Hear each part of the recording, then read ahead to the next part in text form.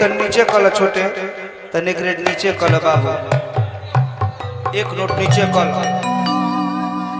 हाँ तन एक नोट नीचे कल कुछ नरमुंडा बोल दे मेरे राजा।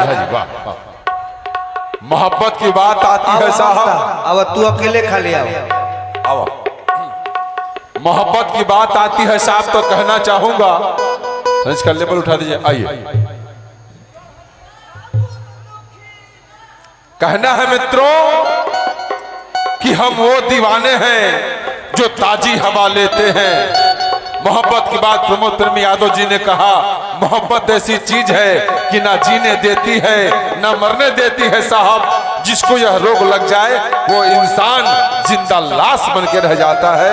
तो कहना चाहूंगा कि हम वो दीवाने हैं जो ताजी हवा लेते हैं, खिड़कियां खोल के मौसम का मजा लेते हैं। अरे पगली तुझे छूने की तमन्ना नहीं फिर भी हम तेरी जवानी का दूर से मजा लेते हैं। तू मेरे सामने कली से फूल हुई, तू मेरे सामने कली से फूल हुई। धर्मेंद्र मैंने इसको छोड़ दिया ये मेरी सबसे बड़ी भूल हुई।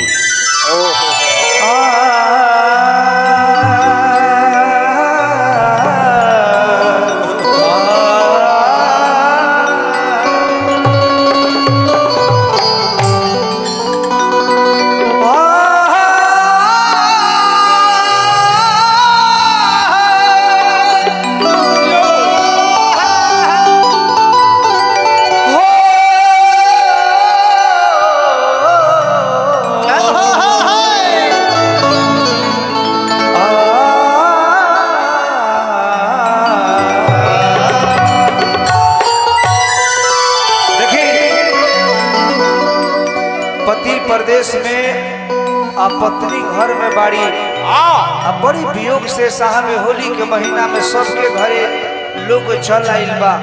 सबके मर्द घरे आ गइल बड़े ऊपर बोला मुआ नहीं खनाई काहे फोन लगा के कहत तरी कवना भाव में कैसे। अरे कि सोच के राजा जी के बात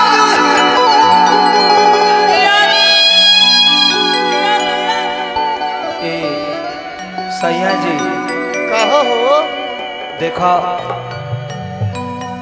तू तो वही बनानो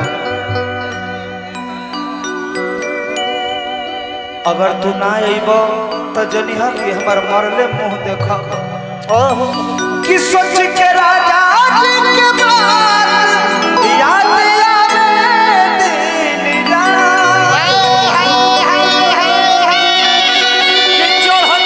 कि चढ़ते फागुन दुखी भइले मन ए होली में रहित सैया खेलती सोहे सैया चलती है सोच के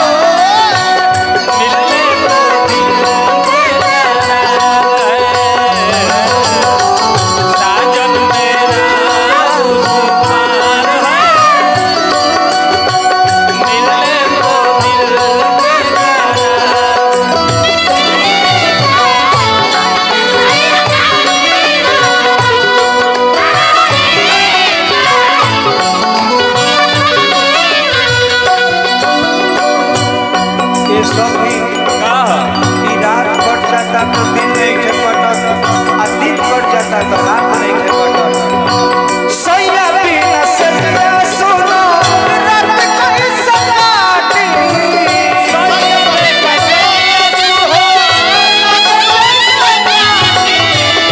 चल मोटी लगनु तहरा लग जा माटी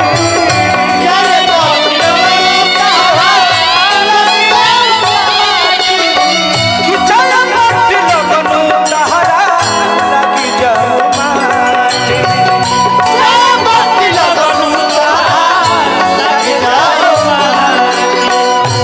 कि कोहे फगुनी बयरिया संग संग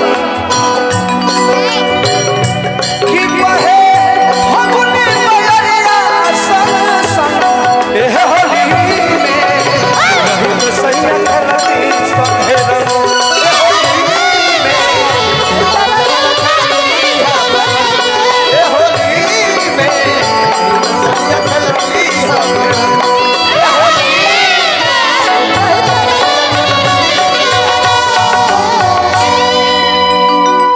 चाहब कि पिंटू प्रेमी जी हम